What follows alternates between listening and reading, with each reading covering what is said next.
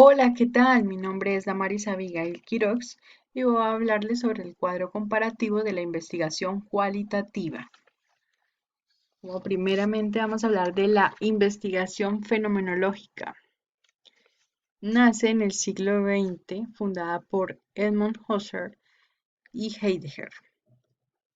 Estos filósofos fueron desarrollando un poco más un estudio sistemático de la subjetividad para hablar sobre esta investigación, ya que también proviene de las disciplinas académicas, tanto como de la filosofía, de la psicología, y se trata de hacer como un estudio más a fondo de la investigación fenomenológica, es decir, estudiar al ser humano en su relación con algún fenómeno que se le presente o de otro tipo, es decir, las experiencias vividas. Entonces, de esta manera, pueda él comprender todas las percepciones, las perspectivas y las interpretaciones de una situación particular o un fenómeno ocurrido.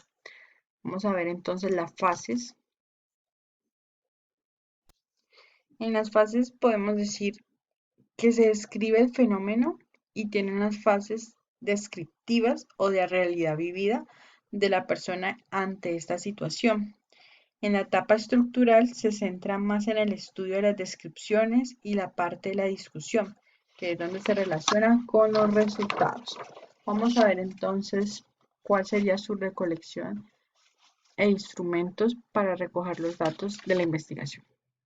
Ya teniendo todos los datos por medio de estas fases, se puede comparar, contraponer o complementar las posibles diferencias o similitudes que existen. Uno de sus objetivos principales en esta investigación es denotar siempre que la investigación tenga una expresión concisa, que las experiencias por medio de los tipos o las técnicas de recolección le puedan dar ese muestreo, esos datos de recopilación, que pueden ser la entrevista, los grupos de enfoque, la recolección de documentos, los materiales de historia de la vida de la persona, que pueden narrar, describir cómo fue su experiencia y cómo fue lo que ocurrió para hacer este tipo de investigación. Vamos a pasar entonces con la etnografía virtual. En este tipo de investigación de etnografía virtual es más preciso cuando se habla. Ay, voy a cambiar la diapositiva. Es más preciso cuando se habla que siempre para su investigación va a ser a través del ciberespacio. Es decir, todo lo que sea mm, como algo consecuente a navegar en la red. De esta manera, podemos decir que nace la etnografía virtual, fundada en el siglo XX por Anthony Giddens, el cual aseguró que esta metodología se adaptaba al proceso de una exploración en relaciones guiadas a través de la interacción siempre por una máquina, que es decir, el computador, y que comprende esa interacción para el uso de tecnologías de información y de comunicación. Vamos a ver entonces las fases. Cuando hablamos siempre de las tecnologías de información y comunicación, nos referimos a las TICs, que son los que pueden pues más realizar la diferencia de siempre el método de investigación social. En la etnografía virtual le ayuda al investigador siempre a hacer esa relación social para entender y poder lograr un experimento donde interactúa la comunidad virtual dentro del ciberespacio, le permite al estudiante obtener esa información por medio de la red, de este modo arrojar los datos y los diferentes tipos de navegación para realizar aquellas encuestas que le puedan dar el muestreo que él necesita para la investigación.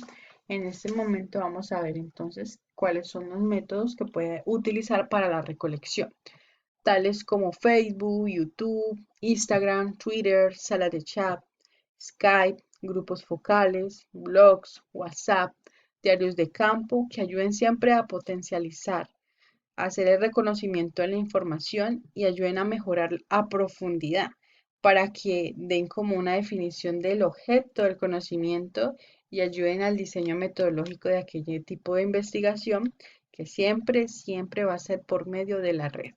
Entonces, para la recolección de datos podemos utilizar entrevistas online, análisis de contenido online, análisis de datos y redes sociales o en chats pues como Facebook, Twitter, YouTube, entre otros.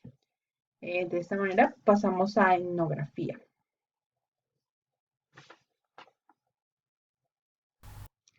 En la investigación de la etnografía tenemos a su fundador Bronislaw y nos arroja la siguiente información. Consiste en el estudio directo de un grupo de personas, o sea, es decir, siempre va a ser focalizado a un grupo de personas. Durante un cierto periodo de tiempo se va a utilizar una observación participativa o una entrevista para conocer aquel comportamiento social de ese grupo focalizado de personas que vamos a analizar e investigar. Entonces, podemos decir que este grupo social o determinada cultura puede hacer unas descripciones minuciosas a partir de la observación que los sometan a un tipo de eventos e interacciones o comportamientos observables que ayuden para que el investigador pueda determinar y se concentre en los participantes para describir las experiencias, las actitudes, los pensamientos y las experiencias que él pueda presentar a través de estas técnicas de recolección. Ahora vamos a ver cuáles son las técnicas de recolección.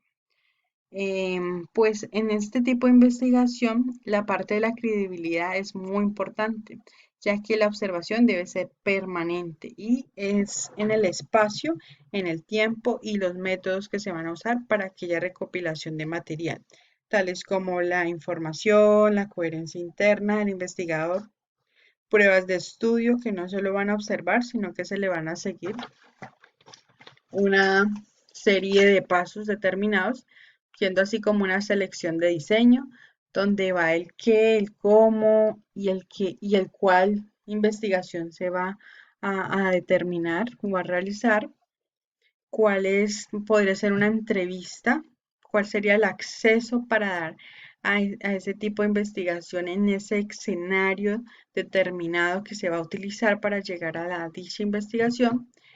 Luego se hace una selección de qué informantes o individuos van a participar o qué grupo determinado. Luego se hace una recopilación de los datos y las señales de muestra que puede arrojar este tipo de investigación, poder interpretar de una manera que pueda hacer una hipótesis de datos, donde sean los más significativos, más precisos, pueden ser entonces elaborando un informe detallado con todos los valores que se necesitan para que el lector pueda entender en qué se basó dicha investigación y qué temas a tratar pues consiste. Vamos a dar paso a la investigación-acción. En la investigación-acción, uno de sus fundadores es Kurt Lewin, nos permite esta investigación hacer de manera práctica una observación con teorías ya fundamentadas. Es decir, pues ya tiene una experiencia que se puede basar como propia o ajena para dar una intuición o creatividad en este caso. Pues de aquí se pueden tomar proyectos que ya hayan existido. Se determina mucho para hacer prácticas educativas que pueden beneficiar un proyecto de aula o cambiar un proceso de didáctica pedagógica para un docente de un área determinada o de otra dificultad que se esté presentando en el campo de la educación. Vamos a ver entonces cuáles son las fases. Teniendo en cuenta que tiene unas fases determinadas como observación participante, investigación participativa, una acción y evaluación participativa, sin dejar una observación siempre constante, que es la que va a ayudar y contribuir a que el conocimiento pues, sea más exacto y verídico. Vamos a ver cómo serían los métodos de recolección. ¿De quiénes se pueden beneficiar de este tipo de investigación? Más que todo una comunidad de educación, de la ciencia, de la psicología, de la filosofía, pero como dijimos anteriormente, pues en el campo de la educación puede ser más utilizado para mejorar aquellos procesos académicos que están denotando un problema y por medio de él pueden llegar a solucionarlo por medio de una observación detallada de una investigación a acción. De esta manera damos pasos a la teoría fundamentada. En la investigación de teoría fundamentada, su fundador es Barney Glaser. Él nos comenta, bueno, nos informa y nos dejó pues el tipo de investigación que nace en 1967, donde se describe un método para derivar una teoría de comportamiento humano. Es decir, que se basa en la interacción simbólica del pensamiento a través de la comunicación y a través de una información ya precisa. Es decir, hay un mensaje. El mensaje se transmite de un emisor a un receptor. ¿Por medio de qué? Por medio de un canal. Entonces, de esta manera se crea una comunicación. Y de este modo se puede utilizar en muchas de las profesiones como enfermería, educación, otras también de campos de acción como pedagogía y psicología. Vamos a ver entonces las fases. A partir de datos que ya se han obtenido, se puede comprender más los acontecimientos de esa manera. Hay un vínculo con el objeto de estudio de este modo, pues puede ser para realizar la recolección de la información más precisa por medio de observaciones, entrevistas y grabaciones que pueden categorizar toda la información de análisis más completo. Entonces, en esa tenemos que hay una codificación abierta, codificación axial y codificación selectiva. Vamos a ver las técnicas e instrumentos de recolección. Para este más preciso, se debe construir y mejorar la teoría, ya con toda la recolección de los documentos que existan, para de este modo hacerla más elaborada y constructiva para las personas que estén realizando dicha investigación. Entonces, en ella se puede realizar un método de comparación constante, un análisis de datos, un muestreo teórico, una comprobación de hipótesis e emergencias. Se puede hacer una entrevista, grupos focales, anotaciones y codificación. Vamos a dar paso al estudio de caso. En la investigación de estudio de caso, se requiere o se habla más precisamente a profundidad de hacer un análisis específico de los fenómenos en los que se busca dar respuesta al cómo y el por qué está ocurriendo.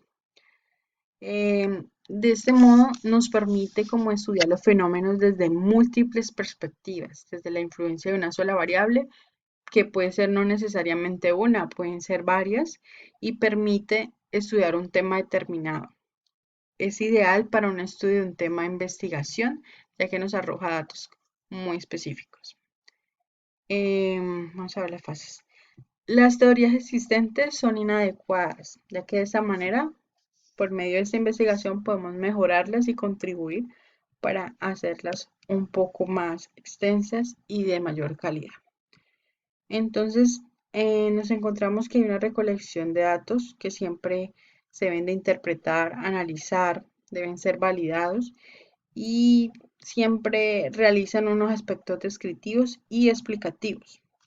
De esta manera se relaciona con el caso de la unidad de análisis, creando un documento de índole importante que pueda cumplir y pues que contenga toda la información precisa sobre el caso, donde pueda ser por medio de una observación, de una entrevista, un cuestionario, los documentos personales. En este también podemos utilizar una autobiografía, dar una conclusión más precisa. También podemos decir que en este tipo de investigación es un procedimiento metodológico para estudiar a profundidad o detalle una unidad de análisis dentro de un universo poblacional a partir de temas de interés del investigador. Siendo así, agradezco mucho por el tiempo brindado. Muchas gracias. Mi nombre es Damaris Abigail Quiroz y aquí está mi bibliografía. Muchas gracias. Hasta luego.